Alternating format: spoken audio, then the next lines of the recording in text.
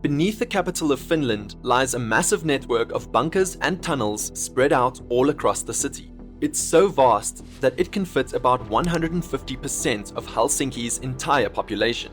You may be asking yourself why something like this is even needed, but if you zoom out of Helsinki, it'll become obvious why.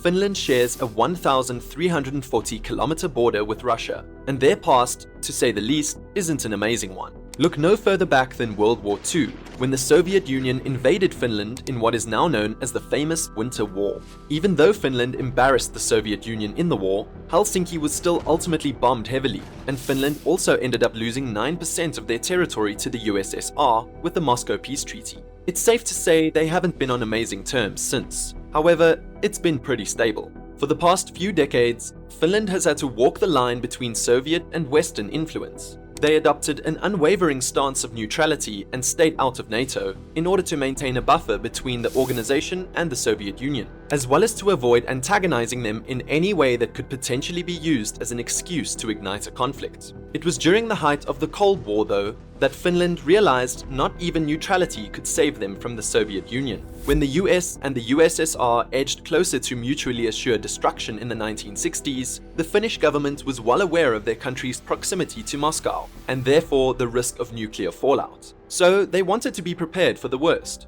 This set about the beginning to extensively build below the surface in the event of a disaster.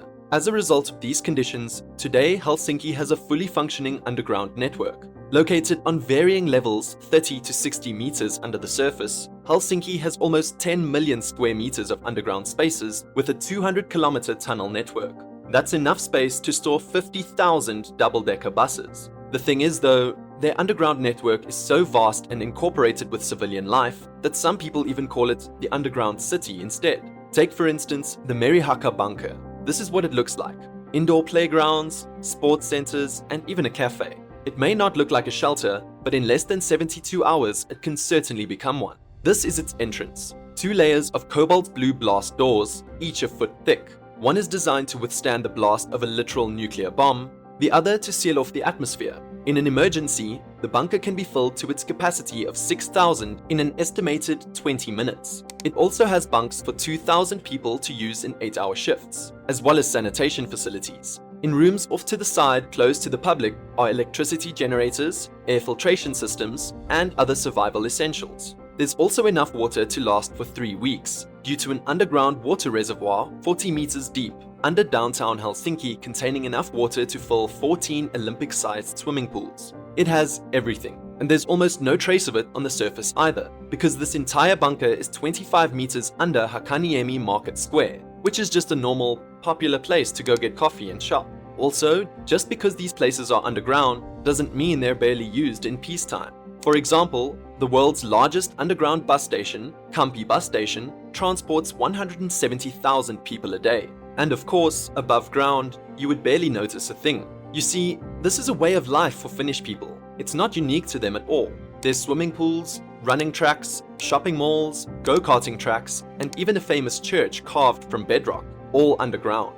Simply put, a lot of stuff is underground. It's almost built into their culture. So much so that Finnish law requires every apartment and work building with a floor area of at least 1,200 square meters to have a civil defense shelter. During peacetime, they're obviously used as storage space or for recreational purposes, but it's required that these shelters can be completely emptied and be used as a bomb shelter within, again, just 72 hours if danger arrives. These aren't just basic shelters either that we're talking about. I mean, they're outfitted with self-contained power and ventilation systems, water tanks, medicine, tools, and airtight metal doors, just to name a few things. There also must be enough food and water, air filtration, and other systems to last for at least 3 days. As a result of this law, Finland has over 54,000 bomb shelters scattered around the country, and Helsinki over 5,500, creating this vast underground network. Approximately 85% of these are private shelters in individual buildings, and the public shelters are even more war-ready.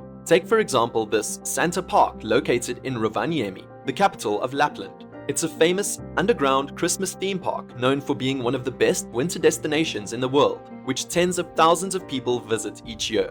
There's Santa's post office, elf school, reindeers, and all that. Yet its main purpose is far from festive. Just like everything else, its original and main purpose is that of an air raid shelter, equipped to withstand bombings or a chemical or nuclear attack, and can house 3,600 people. It has camping beds, first aid kits, and even equipment to dig a tunnel back to the surface in case the construction collapses. A separate well provides water as well. This and all other public shelters also have enough resources to keep its inhabitants surviving for 2 weeks, compared to the 3-day minimum for the private ones. Now, in recent years, the Finnish government had never really felt an imminent threat to their country, but given the fairly recent Russian invasion of Ukraine, this has all changed. Russia's unprovoked war and aggression has not only put Finland on high alert, but they also did the one thing they weren't supposed to do: apply to NATO.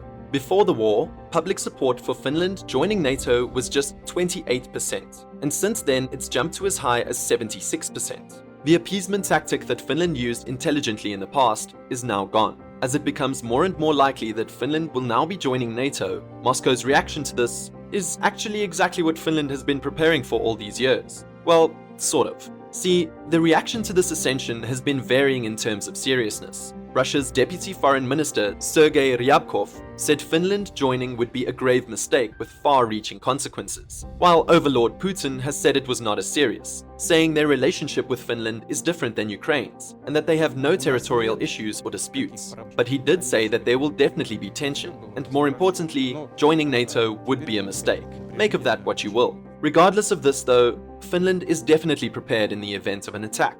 So let's say Russia does do just that. Well, first of all, the Finnish government believes it can rely on credible military intelligence that will hopefully give people 72 hours notice of hostilities as well as warning of an imminent attack. Everyone would then be alerted by sirens stationed around the country going off, and their phones alarming them to take cover in the closest shelter.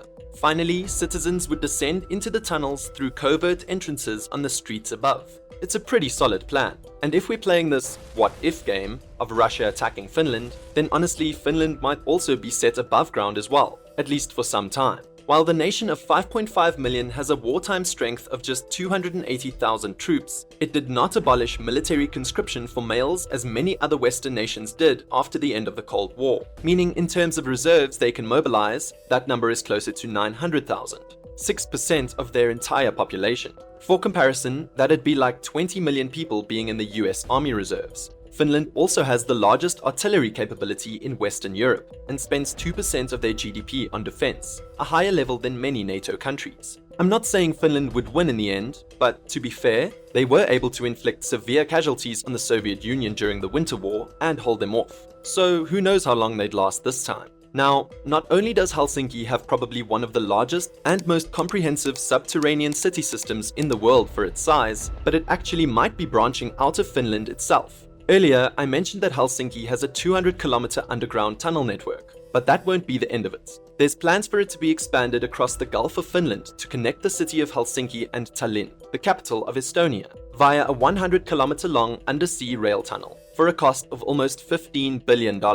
This would not only improve connectivity between the two capitals and reduce travel time from 2 hours by ferry to only 20 minutes by train, but it'd also sort of give Estonia access to Helsinki's shelter network, which in turn could save even more lives. Though of course, if it comes to the point where somehow Russia attacks Estonia, which is a NATO country by the way, then we might have a problem on our hands that not even Finland's underground shelters can truly save us from. That is, total nuclear war.